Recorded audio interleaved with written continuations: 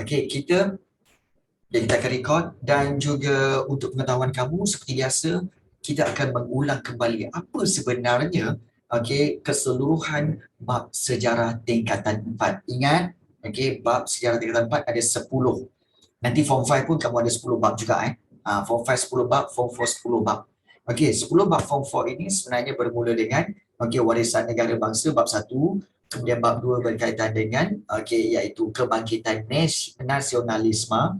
Kemudian bab ketiga berkaitan dengan konflik dunia.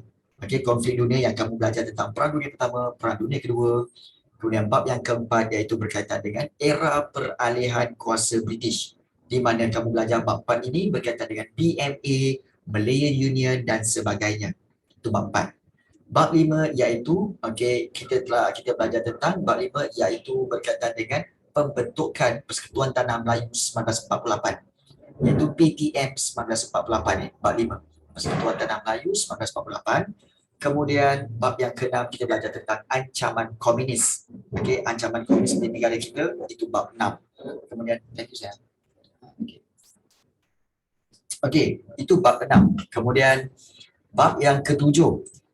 Bab 6 iaitu ancaman komunis. Bab yang ke-7 iaitu usaha-usaha ke arah kemerdekaan, sistem ahli dan sebagainya. Bab yang ke-8 kita belajar tentang iaitu berkaitan dengan pilihan raya. Bab 8 pilihan raya.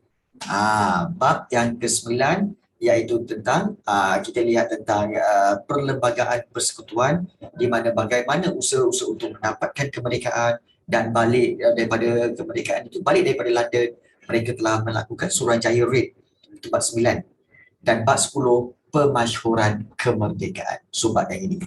Dan sebelum ini kita telah belajar tentang pengertian kemerdekaan, kita telah belajar tentang erti kemerdekaan, kita telah belajar tentang persediaan untuk menyambut hari kemerdekaan itu, di mana diciptakan lagu rasmi, bendera, jata negara dan sebagainya. Dan juga kita telah lihat berkaitan dengan persiapan bagi setiap negeri, persiapan-persiapan untuk merdeka. Dan juga kita telah lihat tentang detik-detik pemasyhuran kemerdekaan negara daripada tengah malam tu, malam 30 Ogos, belajar kita telah belajar sampai diorang buat persediaan sampai pukul 12 tengah malam. Kemudian juga bendera Union Jack diturunkan dan dinaikkan bendera Persekutuan Tanah Melayu. Kemudian pada hari 31 Ogos itu, pada sebelah pagi, telah bermulanya iaitu persiapan dan juga untuk pengisytiharan kemerdekaan negara pada pagi tersebut. Dan kita telah lihat berkaitan segala atur cara pada hari 31 Ogos itu sampailah pukul 5.30 petang, di mana 5.30 petang Pesuruhjaya Tinggi British pada waktu itu telah pun berlepas ke England untuk pulang ke England. Dan kita telah lihat juga sambutan-sambutan kemerdekaan di negara-negara lain seperti menyambut kemerdekaan negara kita. Baik. So hari ini kita nak lihat tentang kesan kemerdekaan terhadap negara kita. Betul kita sambung di sini, betul? Kepada para pelajar yang mungkin yang telah mengikuti kelas-kelas sebelum ini, betul kita dah sampai sini Betul kesan kemerdekaan? Betul? Betul ke tak ni? Betul, cikgu. Betul Susmita. Baik, sebelum itu, kenapa Alhamdulillah. Sebelum itu, kenapa korang hari ni macam lemau je, macam tak ada mood aja? Bukan cuti sekolah ke sebab korang tahu hari ni cuti sekolah, korang malam tadi tidur lambat? Tengok Netflix lah, main game sampai pukul 3 pagi lah. Betul? Dah agak dah korang. Sebab tu hari ni monyok aja kan. Dah agak dah korang. Tahu-tahu ke cikgu. Tahajud cikgu. Pui, tahajud. Tahajud lah sangat. Kan? Cikgu. Kenapa pula Susmita? Boleh kongsi secara direct message boleh kongsi. Cikgu faham malam tadi korang mengambil masa yang lama. Suruh bangun pukul 3 pagi. Alamak. Solat tarawih. Aisyah, tarawih jalan mananya ni sekarang ni dah bangun bulan Safar ni. Aduh hai. Tak apa. Walau apa pun, cikgu tak kisah pun. Yang penting, seimbangkan antara main game ataupun tengok movie, seimbangkan dengan belajar. Tapi cikgu tahu, kamu memang sebenarnya dalam sehari keseharian, kamu akan melebihkan belajar berbanding berhibur. Cikgu tahu itu semua memang apa kehidupan pelajar-pelajar cikgu. Betul kan? Hari-hari PDPR, PDPR, PDPR. Main game sekejap aja. Betul kan? Ya, Betul. ya betul. Betul, cikgu tahu. Okey, cikgu tahu, cikgu faham. Okey, baik. Jadi bersemangat sikit hari ini untuk kita belajar tentang kesan kemerdekaan terhadap negara kita. Baik, apakah kesannya bila merdeka? Okey, apakah kesan dia? Kesan ni kita tahu ke? Tak tahu. Sebenarnya tak tahu. Even Tunku Abdul Rahman pun tak tahu. Sebab itu cikgu ada cerita tentang apa? Tentang menekan butang merah. Kesan tak? Kenapa Tunku Abdul Rahman semasa mesyuarat di London, dia pergi toilet, kemudian dia tekan butang merah. Kemudian bila Lord itu tanya, kenapa diberikan kemerdekaan kerana Tunku Abdul Rahman telah menekan butang merah. So kenapa diberikan kemerdekaan bila Tunku Abdul Rahman tekan butang merah? Kerana dia kata bahawa sebenarnya kamu ada semangat ingin tahu, di mana walaupun tak pasti kemerdekaan, tetapi kamu nak juga kemerdekaan itu. Maka jadi sebab itu kamu ada curiosity, iaitu semangat ingin tahu. Ya. So Hairin tanya, pergi toilet ada butang merah, bukan flush ke cikgu? Hairin, mungkin kamu masuk kelas ke cikgu lewat pun. Sebenarnya, ramai pelajar dah tahu bahawa sebenarnya ada kisah di sebalik mesyuarat di London, rundingan di London tu. Rundingan di London tu di mana Tunku Abdul Rahman telah menekan butang merah. Jadi walaupun dilarang, tetapi telah menekan butang merah. Jadi itulah kisah. Itu kisah urban, bukannya kisah yang kita kata sebagai, kita tak tahu kepastian dia. Tetapi itulah yang berlaku. Okey, tak apa Khairina. Nanti boleh bincang-bincangkan lah. Baik. Okey, jom kita lihat kesan kemerdekaan terhadap negara kita. Apakah kesan dia? Biasanya kesan ni merujuk kepada sama ada kesan yang baik atau kesan yang buruk. Jom kita lihat kesan-kesan dia, iaitu first of all kita lihat dari segi politik. So dari segi politik kalau kita lihat, kesan dia iaitu bila kita merdeka maka bermulalah amalan sistem raja berperlembagaan. Sebab setelah merdeka, negara amalkan konsep raja berperlembagaan, iaitu yang di-Pertuan Agong akan menjadi ketua utama negara dengan bidang kuasa tertentu. Dan di sinilah kalau kita lihat diwujudkan Museum Diraja, iaitu bertempat di Istana Negara Lama, Jalan Istana Kuala Lumpur, di mana di sinilah tempat bersemayam ataupun tempat tinggal Seri Paduka Baginda yang di-Pertuan Agong dan Permaisuri Agong yang pertama sampailah yang ke berapa ni? Kalau X111 ni, kalau X111 ni adalah 13, betul? Yang ke-13, betul? Ya. So daripada Agong yang pertama sampai Agong ke-13 tinggal di Istana Lama. Yang sekarang menjadi Museum Diraja, dan ianya telah diubah suai beberapa kali dan mengalami penambahan besar-besaran. Dan kini Istana Lama ini dijadikan museum, dan dibuka kepada orang ramai untuk melawat. So, ianya mempunyai visi iaitu menjadi pusat rujukan dan penyelidikan dalam segala aspek berkaitan institusi raja berperlembagaan, dan menjadi museum khas untuk menjelaskan secara komprehensif peranan ruang istana negara. Maknanya, apakah fungsi istana negara itu. So kalau kamu nak dapatkan maklumat, boleh pergi ke Museum Diraja ini, iaitu di Istana Negara Lama. Baik. Kemudian kalau kita lihat di sini berkaitan kompleks Istana Negara Lama ini kini terdiri daripada 2 blok bangunan, iaitu Galeri Istana Negara dan juga Balai Rong Seri. Galeri Istana Negara ini merupakan tempat bersemayamnya ataupun tempat tinggalnya Seri Paduka Baginda yang di-Pertuan Agong dan juga Raja Permaisuri Agong. Dan setiap ruang itu mempunyai nama-nama khas, fungsinya, fungsi rekaan dan protokol yang tersendiri, So Balai Rom Seri pula digunakan untuk upacara rasmi dan istiadat rasmi seperti pertabalan Seri Paduka Baginda yang di-Pertuan Agong, upacara mengangkat sumpah dan upacara pengurniaan darjah kebesaran, bintang dan pingat kepersekutuan serta majlis santapan diraja. So inilah gambaran Istana Negara yang sekarang ini menjadi Muzium Diraja. Dan kalau kamu lihat gambar yang ini adalah majlis pertabalan yang di-Pertuan Agong yang pertama. Iaitu siapakah nama yang di-Pertuan Agong yang pertama? Siapa nama dia? Siapakah nama yang di-Pertuan Agong yang pertama? Ingat lagi tak? Tak ingat? Boleh Dan, memang boleh. Siapakah nama yang di-Pertuan Agong yang pertama? Tak ingat kan? Senang aja. Tunku Abdul Rahman. Ya, betul. Okey. Sebenarnya Agong yang pertama iaitu dipanggil Tuanku Abdul Rahman. Rahman juga Tuanku Abdul Rahman. Tuanku Abdul Rahman itu Agong kita yang pertama. Tetapi kalau Perdana Menteri kita yang pertama, Tunku Abdul Rahman. So ada beza. Tuanku dan Tunku. Tuanku tu Agong yang pertama, Tunku tu adalah Perdana Menteri kita yang pertama. Itu perbezaan kepada nama-nama Abdul Rahman. Orang yang sama ke? Tak, orang yang berbeza.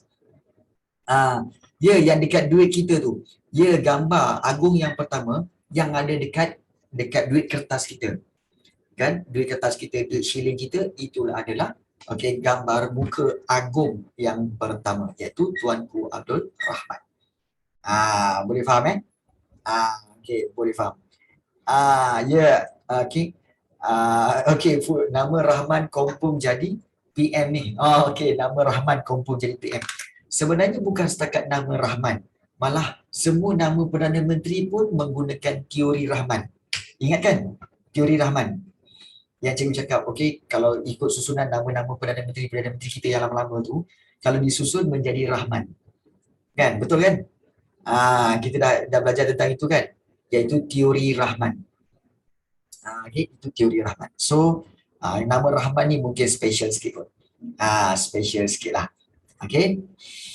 Baik. Kemudian yang kedua, kesan kemerdekaan iaitu demokrasi berparlimen. Demokrasi berparlimen di mana kalau kita lihat, rakyat mempunyai kuasa untuk apa? Untuk memilih. Kuasa untuk memilih kerajaan dan pemerintah melalui pilihan raya. So ada pelajar tanya, cikgu boleh ke tukar nama cikgu? Boleh. Memang boleh, tetapi kamu kena ada proses dia, jabatan pendaftaran, kemudian kamu kena pergi mahkamah untuk angkat sumpah, dan banyak hal lah. Maknanya kalau nak tukar nama tu banyak halangan jugalah sebelum diluluskan Baik, so rakyat, ingat demokrasi berparlimen, rakyat ada kuasa memilih kerajaan dan pemerintah. Caranya pilihan raya. So pilihan raya ini ataupun election, pilihan raya ini election memberikan rakyat hak bersuara dan memilih wakil untuk menentukan hala tuju masa depan dan kesejahteraan negara. Dan parlimen, apa fungsi parlimen? Iaitu menggubal undang-undang. Menggubal ni maknanya membuat undang-undang pada peringkat persekutuan, maknanya pada peringkat kerajaan Malaysia. Manakala untuk peringkat negeri, Dewan Undangan Negeri yang berkuasa menggubal undang-undang negeri. So hal ini menjadikan undang-undang lebih berkesan dan ini akan memakmurkan negara. Kalau tukar nama, nanti semua benda yang kita register dengan nama lama kena tukarkan dengan nama baru. So banyak proses. So lebih baik tak payahlah, guna je lah nama yang sedia ada so inilah bangunan parlimen yang terletak di Kuala Lumpur, di mana semua pemimpin-pemimpin ataupun ahli parlimen berkumpul di bangunan ini untuk bersidang dan bertujuan untuk menjalankan dasar-dasar kerajaan dan menggubal undang-undang. Ini bangunan parlimen. Kemudian pentadbiran negara. Kesan kemerdekaan, maka pentadbiran negara diterajui oleh Tunku Abdul Rahman sebagai Perdana Menteri kita yang pertama, dan Tunku masih mengekalkan ahli kabinet yang ada dan membuat perubahan dengan melantik Datuk Abdul Razak Husin sebagai Timbalan Perdana Menteri. Tunku Abdul Rahman Perdana Menteri pertama, timbalan dia Datuk Abdul Razak Husin. Dan dalam sejarah Persekutuan Tanah Melayu, mempunyai seorang menteri luar sebagai tanda kebebasan negara menjalankan dasar luar negara. Dan menteri luar yang pertama disandang oleh Tunku Abdul Rahman. Untuk yang pertama. Khairin nak tanya, cikgu saya nak tanya, undang-undang ni lepas diorang dah buat, diorang bagi tahu rakyat ke tentang undang-undang ni? Ya, betul. Sebenarnya proses nak buat undang-undang ni susah tau. Cikgu cerita sikit lah. Proses nak buat undang-undang. Sebenarnya nak buat undang-undang ni, mula-mula Dewan Rakyat. Dewan Rakyat buat undang-undang. Kemudian bila Dewan Rakyat semua yang 222 orang ahli parlimen dan bincang-bincang. Contoh undang-undang COVID. Undang-undang kawalan penyakit COVID. COVID-19 yang baru ni kan. Mula-mula Dewan Rakyat buat undang-undang dulu. So dia orang kata, undang-undang pastikan semua orang kalau nak keluar pakai face mask. Kemudian kena sanitize. Kemudian kena scan di MySejahtera. So itu Dewan Rakyat usulkan dahulu. Kemudian bila diorang dah luluskan, cadangan undang-undang itu akan dibawa kepada badan yang kedua, iaitu Dewan Negara. Dewan Negara akan meneliti undang-undang tadi. Dia akan tengok, mana yang perlu ditambah baik, mana yang perlu dibaiki, semua undang-undang itu. Daripada situ, mereka akan luluskan pula. Bila mereka luluskan, mereka akan hantar undang-undang ini kepada yang di-Pertuan Agong untuk Agong setuju. So bila dah Agong tu baca, Agong tengok apa semua, setuju, proceed. Bila proceed, turun balik kepada Dewan Negara dan Dewan Negara akan turunkan balik kepada kepada Dewan Rakyat untuk dihebahkan, maknanya dimaklumkan kepada seluruh rakyat. Itu proses dia. Jadi bukan senang nak buat undang-undang ya, bukan senang. Jadi melalui banyak proses. Yes. Walaupun ada penambahan, ya betul. Baik. Cabaran kerajaan persekutuan pada waktu ini selepas merdeka, iaitu cabaran dia ialah untuk menggantikan pegawai Eropah dengan rakyat tempatan. Khususnya dalam bidang profesional seperti pendidikan tinggi, keselamatan dan pertahanan. Sebab sebelum ini, pendidikan tinggi, keselamatan dan pertahanan, semasa pemerintahan British, pegawai-pegawai Eropah yang ada kat sini. Tetapi bila Malaysia dah Tanah Melayu dah merdeka, dia orang pun balik. Bila dia orang balik, pegawai Eropah balik, maka mengalami kekosongan di sini. Dan nak gantikan dengan orang-orang tempatan. Jadi, Tunku dan Datuk Abdul Razak memberikan komitmen tinggi bagi laksanakan pergantian ini secara berperingkat dengan melantik rakyat tempatan dalam pelbagai bidang. Jadi itu cabaran yang pertama, nak menukarkan para pegawai British kepada para pegawai tempatan. Itu cabaran yang pertama. Baik. Kemudian itu dari sudut politik. Dari sudut peringkat antarabangsa. Di peringkat antarabangsa, Tanah Melayu telah memperkenalkan dasar luar, iaitu bagi Tunku, betul. Melalui pengukuhan Kementerian Luar pada awal 1957, kumpulan pertama pegawai dihantar ke Britain untuk mendapatkan latihan, dan tokoh penting yang menentukan dasar luar negara seperti Tan Sri Muhammad Ghazali Shafi'i dan Dr. Ismail Abdul Rahman yang pernah dilantik sebagai Menteri Luar. Ingat dua nama ni, Tan Sri Muhammad Ghazali Shafi'i dan Dr. Ismail Abdul Rahman. Dan Dr. Ismail Abdul Rahman ini, kalau kamu nak tahu, dialah tokoh Malaysia yang menyebabkan nama dia diambil menjadi nama-nama taman. Contohnya Taman Tun Dr. Ismail di Damansara Kuala Lumpur, ada nama taman, Taman Tun Dr. Ismail ataupun TTDI. So Dr. Ismail tu mengambil nama beliau, iaitu Dr. Ismail Abdul Rahman. Abdul Rahman lagi. Ya, nampak? Abdul Rahman lagi. Baik. So negara menjalinkan hubungan dengan Indonesia, India, New Zealand, Mesir dan juga Jepun. Dan Malaysia di peringkat antarabangsa pada waktu ini menganggotai Commonwealth. Iaitu Commonwealth ialah sebuah pertubuhan. Commonwealth ialah pertubuhan sukarela yang dianggotai oleh negara merdeka yang pernah dijajah oleh British. Mungkin dijajah oleh British. Commonwealth sebenarnya ialah negara-negara bekas tanah jajahan British. So dia ada satu pertubuhan. So bila Persekutuan Tanah Melayu merdeka, negara kita diterima untuk menyertai Commonwealth. So apa manfaat dia? Apa kelebihan dia kalau join Commonwealth ni? Kelebihan dia adalah untuk merapatkan hubungan sosioekonomi dengan negara-negara ahli. Maknanya, boleh membuat hubungan ekonomi dengan negara-negara seperti Britain, Australia, New Zealand. Penting untuk buat hubungan ekonomi. Jadi, Commonwealth menjadi medan ataupun tempat untuk negara kita mempamerkan komitmen terhadap isu yang dihadapi oleh negara anggota. Maknanya Commonwealth menjadi tempat untuk Malaysia, kita kata Malaysia memberikan komitmen, menunjukkan bahawa kami semua adalah committed untuk membantu rakan-rakan negara yang lain. Nampak? Tanah Melayu hebat Malaysia. Kemudian dari sudut pertahanan negara, sebelum merdeka negara kita dilindungi. Sebelum merdeka negara kita dilindungi oleh pembentukan kerjasama pertahanan dengan Britain, Australia dan New Zealand. So selepas merdeka, Tunku ingin mengekalkan hubungan baik dengan Britain dan negara Commonwealth. Negara yang belum mempunyai pertahanan macam negara kita waktu itu, negara kita baru merdeka, belum ada tentera. Jadi ini menyebabkan negara memerlukan bantuan dari Britain.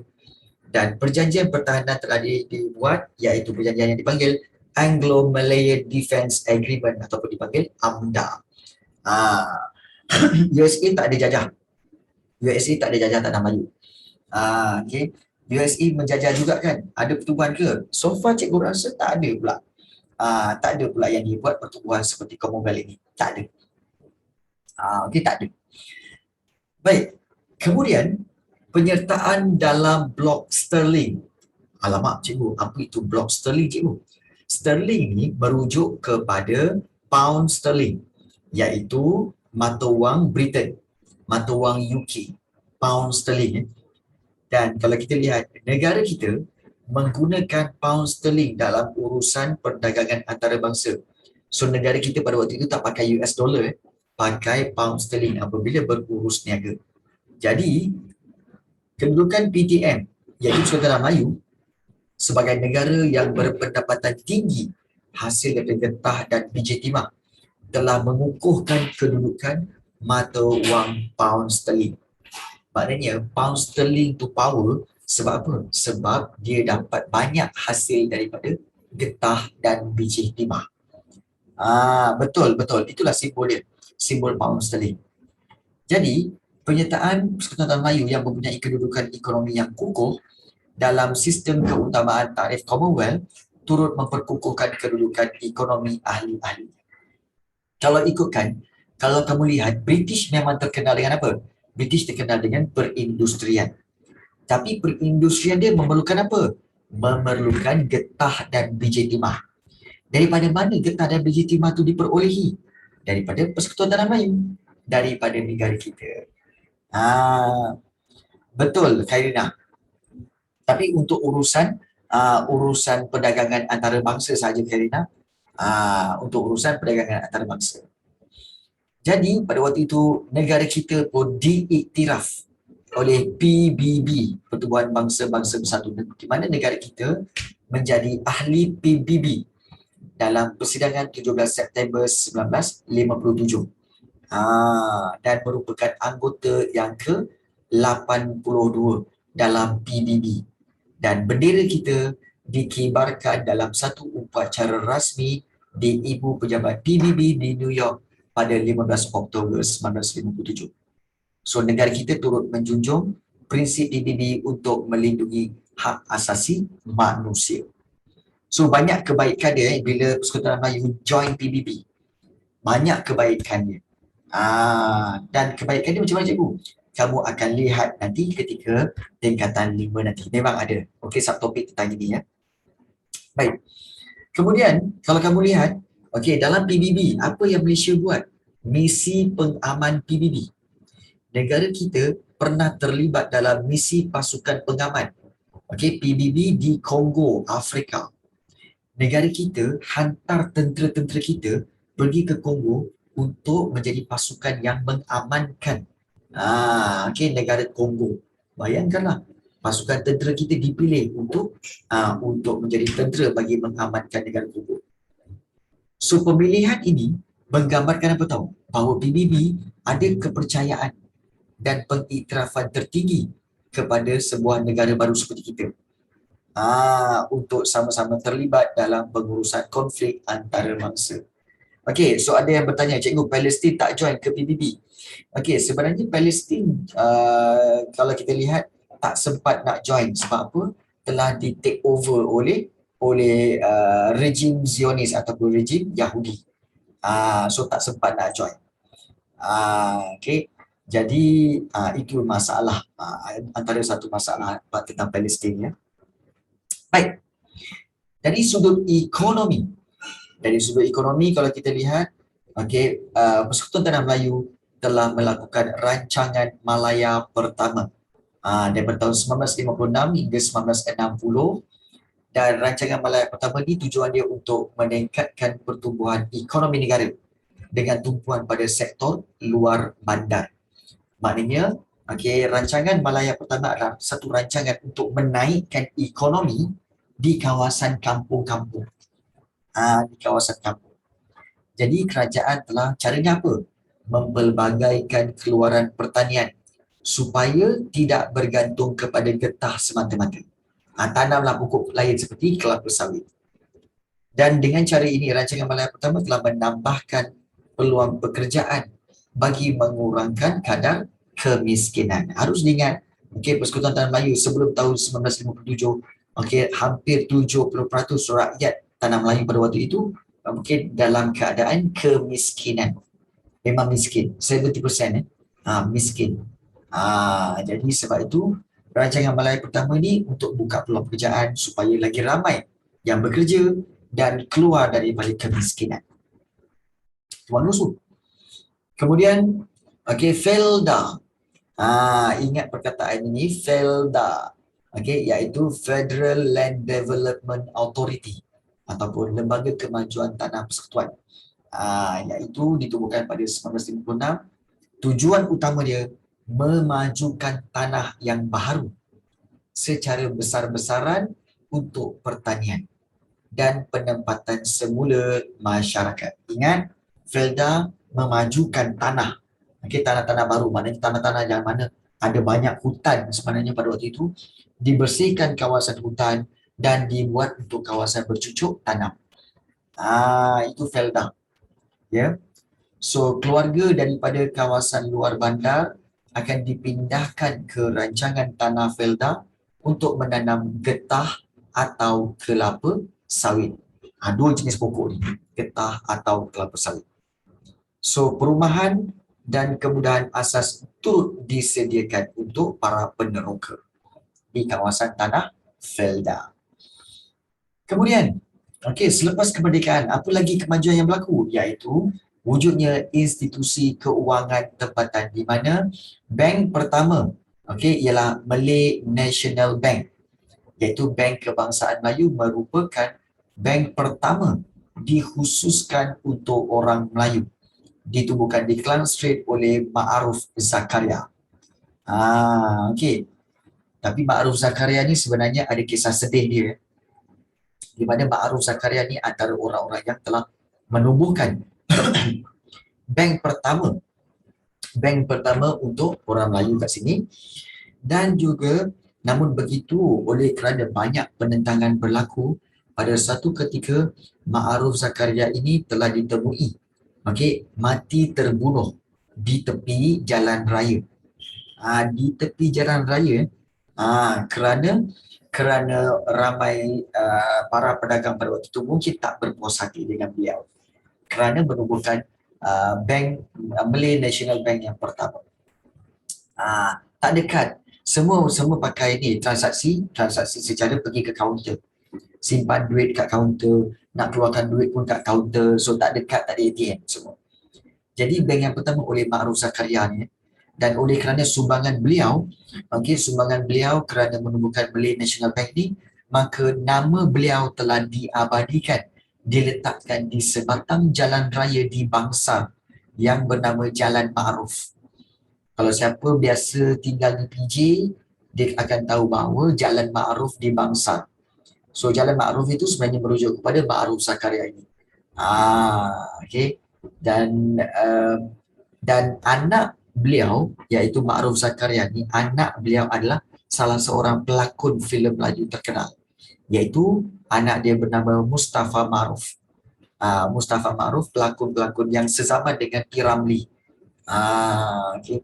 So ini sedikit maklumat tentang Ma'ruf Zakaria ni, orang yang mula-mula membuka bank pertama untuk orang Melayu. Tu hebat tu. Okay. Kemudian Bank Negara. Bank Negara mula beroperasi pada 26 Januari 1959 untuk menggalakkan kestabilan kewangan dengan menyediakan persekitaran yang kondusif untuk pertumbuhan ekonomi negara. Okey, untuk pengetahuan kamu, Bank Negara memang berbeza dengan bank-bank yang kamu tahu. Siapa yang belajar ekonomi dia tahulah. Kan? Bank Negara berbeza dengan bank Maybank ke, CIMB ke, ataupun bank Islam ke lain. Sebenar-benarnya bank negara lah yang akan memutuskan segala berkaitan apa tahu. Bank negara dia yang mencetak wang Malaysia. Bank negara dia cetak wang Malaysia. Dia juga yang akan mengenakan syarat-syarat pinjaman. Dia yang akan menentukan kadar pinjaman interest, kadar faedah, kadar interest loan, setiap loan di bank semua. Dan juga bank negara menjadi juru bank kepada kerajaan. Maknanya kalau kerajaan nak buat perbelanjaan, dia kena rujuk kepada bank negara. Itu kerajaan. Dan juga kalau ada bank-bank macam Maybank, CIMB ataupun Hong Leong Bank, mereka ada masalah tentang transaksi dan sebagainya, mereka boleh rujuk kepada bank negara. Money Heist tak datang bank negara. Ya, betul. So bank negara banyak tugasan dia untuk menyediakan kewangan ataupun pertumbuhan ekonomi negara. So itulah sebenarnya tentang bank negara. Dan terdapat juga Kuang Yi Bank yang ditubuhkan pada tahun 1913 di Kuala Lumpur. Kuang Yi Bank. Banyak bank-bank pun dah start ada. Kemudian pembangunan luar bandar.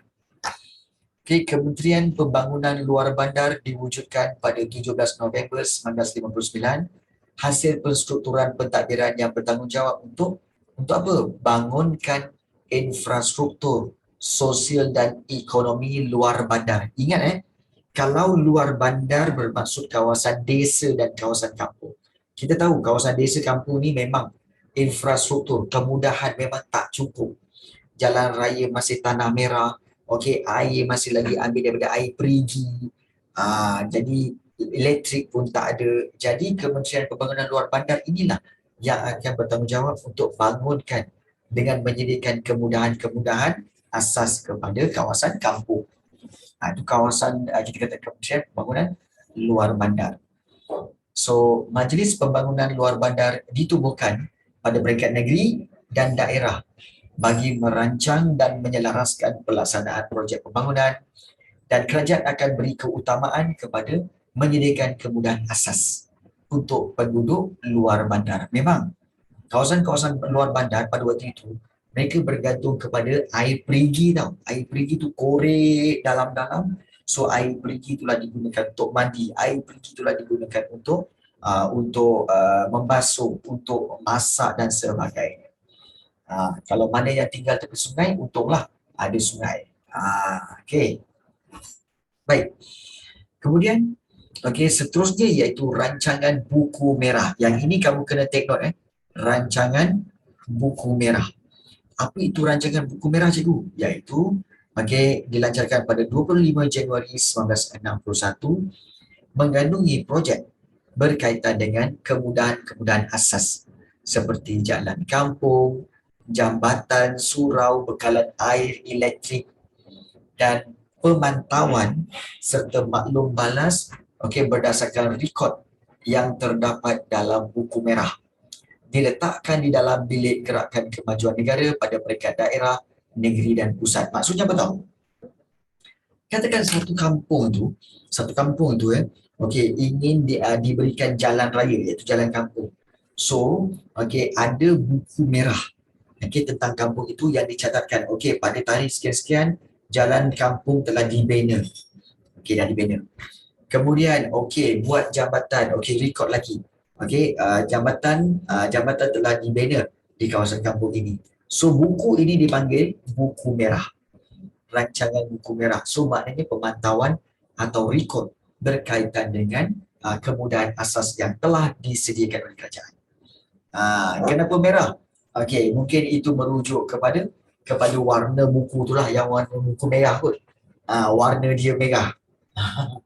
Jadi dia rekodkan tentang segala kemudahan asas yang telah diberikan di kawasan kampung tersebut. Itu dipanggil rancangan buku merah. Tetapi masalahnya, adakah kerajaan mampu untuk menyediakan semuanya? Tidak. Ada masalah juga.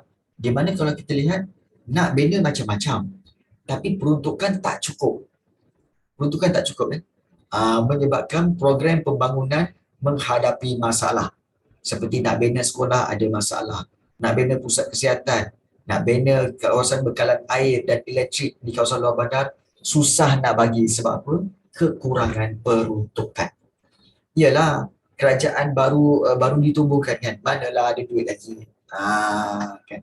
So itu masalah-masalah yang berlaku. Itu daripada sudut ekonomi. Dari sudut sosial, kalau kita lihat, sosial pendidikan. Pendidikan sebenarnya adalah satu wadah ataupun satu tempat untuk membina sebuah bangsa bagi negara yang bersatu.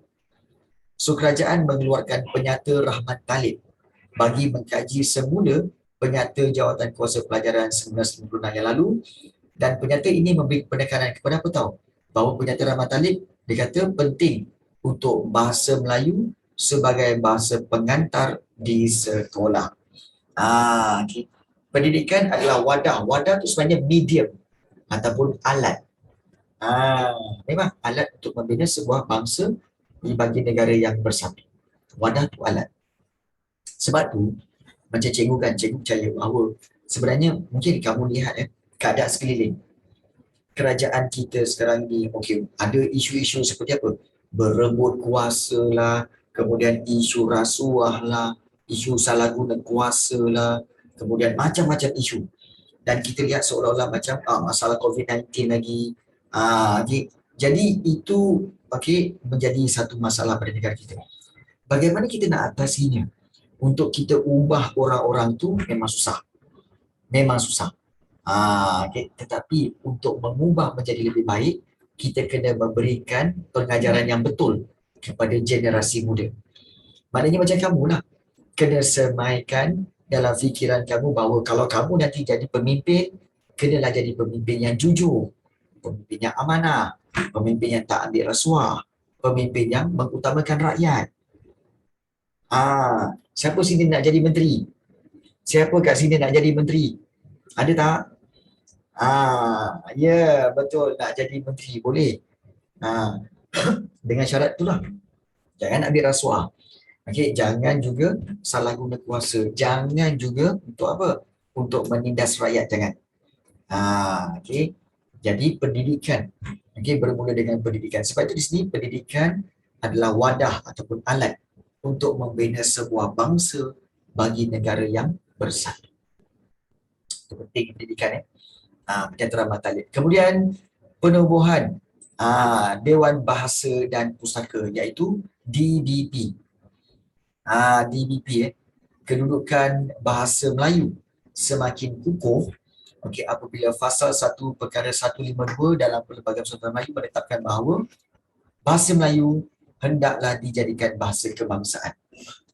Jadi dengan itu ditubuhkanlah DBP pada 22 Jun 1956 di Johor Bahru sebagai sebuah jabatan di bawah Kementerian Pelajaran. Itu DBP, Dewan Bahasa dan Pustaka. Kemudian Jabatan Penerangan. Jabatan Penerangan ni bertujuan untuk menyampaikan maklumat tentang peristiwa di dalam dan juga di luar negara. So, ianya selaras dengan fungsinya. Fungsi dia, Jabatan Penerangan adalah sebagai lidah rasmi kerajaan untuk menerangkan kepada rakyat berkaitan dengan falsafah, dasar, wawasan negara, terutama menjelang kemerdekaan dan pada tahun-tahun awal negara merdeka. Seperti Jabatan Penerangan, RTM. Pernah dengar RTM? Radio Television Malaysia kan? RTM, Radio Television Malaysia itu di bawah Jabatan Penerangan.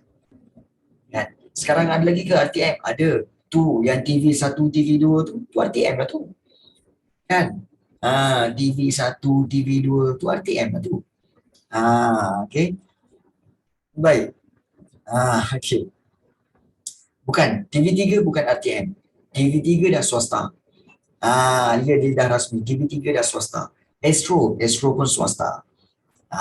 Okay. Jadi itu semua dah jadi swasta lah. Kesian nombor 3. Baik. Yeah. Kemudian dari sudut kesihatan. Pusat kesihatan dan hospital telah ditubuhkan. Bukan untuk meningkatkan sosioekonomi penduduk luar bandar. Ketika mencapai kemerdekaan 97, negara kita mempunyai 65 buah hospital. 65 buah hospital. Jadi, Kementerian Kesihatanlah yang memainkan peranan penting dalam pemulihan isu sosial serta pembangunan masyarakat demi kesejahteraan rakyat. Maksudnya apa? Maksudnya Kementerian Kesihatanlah yang berperanan untuk menyediakan kemudahan-kemudahan hospital. Hospital, tak semestinya hospital Sebab itu ada pada zaman dulu ada setengah-setengah tempat disediakan satu tempat yang dipanggil apa tahu? Dipanggil dispensary. Pernah dengar perkataan ini? Dispensary. Pernah dengar perkataan ini? Dispensary. Dispensary ini sebenarnya adalah di kawasan-kawasan kampung. Kampung-kampung, orang kampung nak pergi hospital macam mana? Susah. Jadi, kerajaan menyediakan dispensary di kampung-kampung terpencil. Di situ diletakkan seorang medical assistant ataupun pembantu perubatan, di mana kalau orang kampung tu sakit, pergi ke situ, so akan dicek oleh medical assistant itu, dan medical assistant itu akan memberikan ubat. Itu dipanggil dispensary. Tapi sekarang tak ada dah kot. Sekarang dah tak ada dispensary. Dulu ada dispensary. Lebih kurang lah Karina. Lebih kurang lah. Dispensary ya. Banyak dulu tu. Okay. Dan kemudahan asas. Sekarang swasta je. Yalah klinik-klinik kan. Baik. So kalau kita lihat di sini, berkaitan dengan kemudahan asas, juga diberikan perhatian kerajaan pada awal kemerdekaan seperti bekalan elektrik dan air bersih diutamakan demi keselesaan dan kesihatan penduduk, dan ini untuk membantu meningkatkan taraf hidup dan merapatkan jurang antara penduduk luar bandar dengan bandar. Selalunya bekalan elektrik dan air ini banyak diterima di kawasan bandar. Kawasan luar bandar tak ada. Jadi sekarang ini kerajaan selepas merdeka, kerajaan cuba untuk memberikan bekalan elektrik dan bekalan air bersih ke seluruh kawasan di Malaysia, termasuk kawasan-kawasan luar bandar. Dan ini akan menyebabkan orang-orang kampung juga menerima, dapat meningkatkan taraf hidup mereka. Dengan adanya air yang bersih dan bekalan elektrik. So, rumusannya, kalau kita lihat, tempoh pengisian awal kemerdekaan adalah tempoh penting kerana kerajaan perlu mempelajari dan mencari pengalaman yang boleh digunakan untuk membina negara makmur. Jadi kita harus bersyukurlah dengan nikmat kemerdekaan yang dicapai pada hari ini. Dan kalau kamu lihat macam pada awal-awal kemerdekaan, kerajaan perlu mempelajari dan mencari pengalaman yang boleh digunakan untuk membina negara makmur.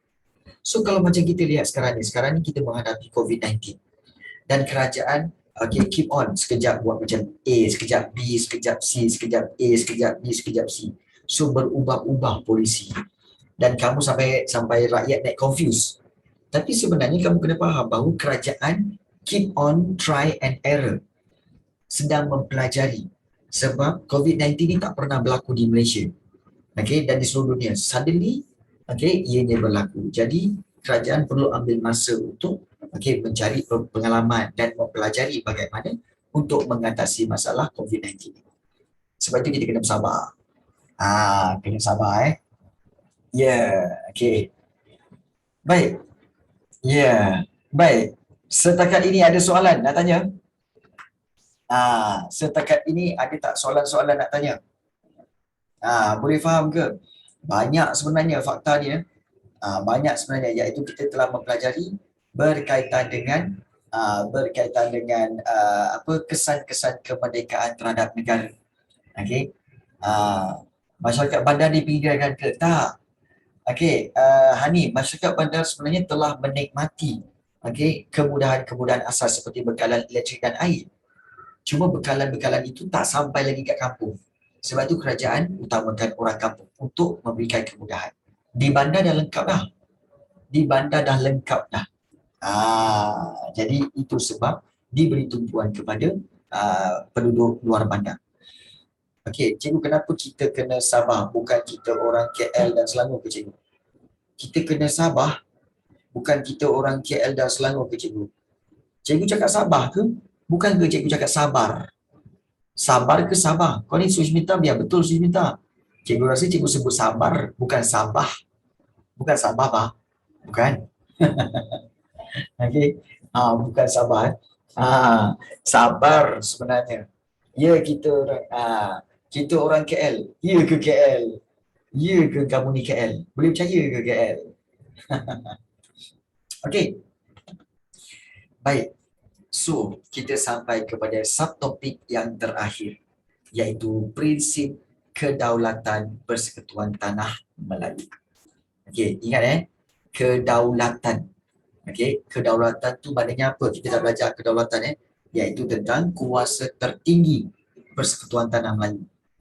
Bagi sebuah negara merdeka, kedaulatan sebenarnya merujuk pada kuasa tertinggi yang menentukan sebuah negara itu bebas daripada kongkongan kuasa luar. Maksudnya, kedaulatan ini bermaksud kuasa tertinggi yang menentukan sebuah negara itu bebas daripada penjajahan kuasa luar. Macam Tanah Melayu, dah merdeka kan? Jadi kita tengok kuasa tertinggi itu siapa? Kuasa tertinggi yang memerintah Tanah Melayu ni adakah orang British ataupun orang tempatan? Bila kita tengok dah merdeka, orang tempatan yang memerintah Tanah Melayu. Maknanya kita telah benar-benar merdeka, iaitu kita bebas daripada penjajahan British dulu. Itu dipanggil kedaulatan, merujuk kuasa tertinggi. Dan Persekutuan Tanah Melayu telah memperoleh kedaulatan atau kuasa tertinggi yang membolehkan kita membuat keputusan tentang hal yang berhubung dengan pentadbiran dan politik negara. Maknanya, suka hati kita lah bagaimana kita nak memerintah negara kita.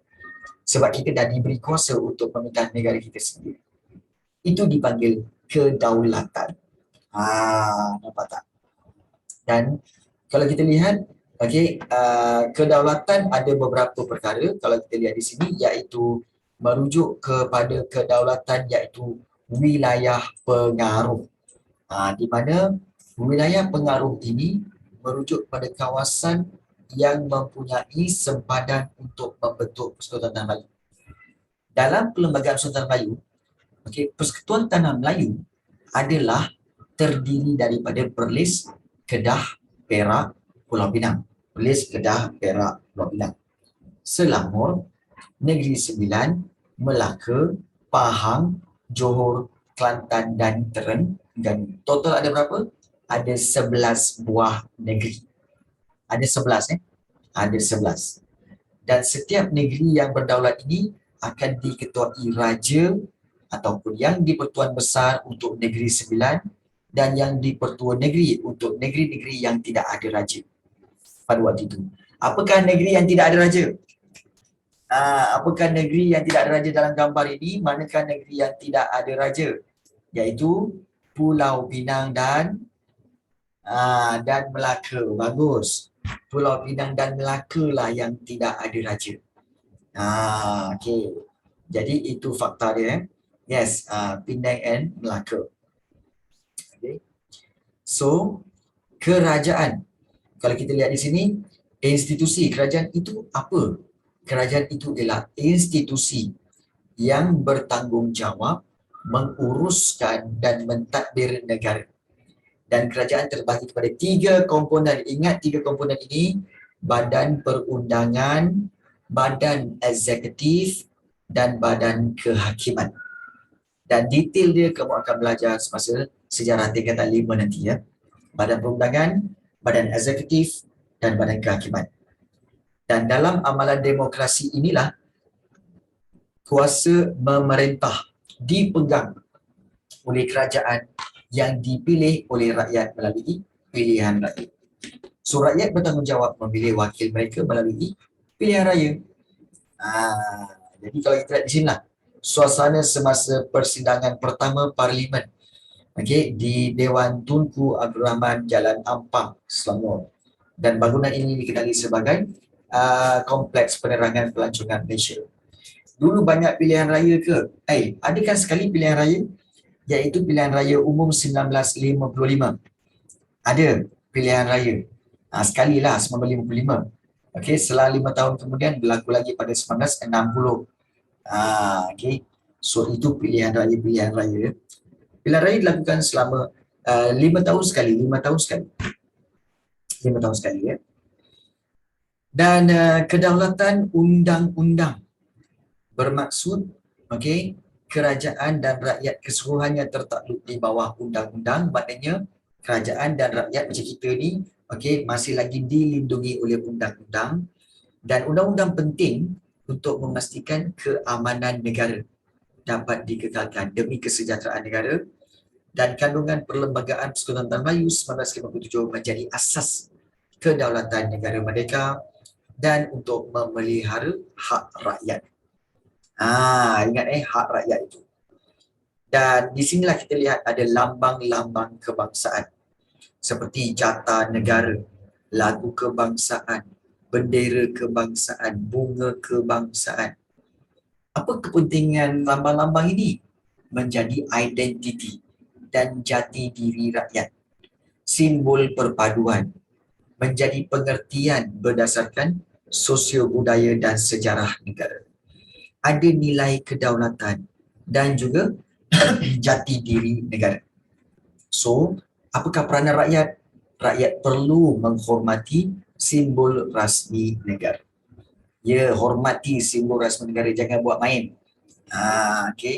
Ini jata negara 1997 dan jata negara kini. Ada jual lagi ke radio tu. Mana ada radio? Radio yang mana? Oh tu.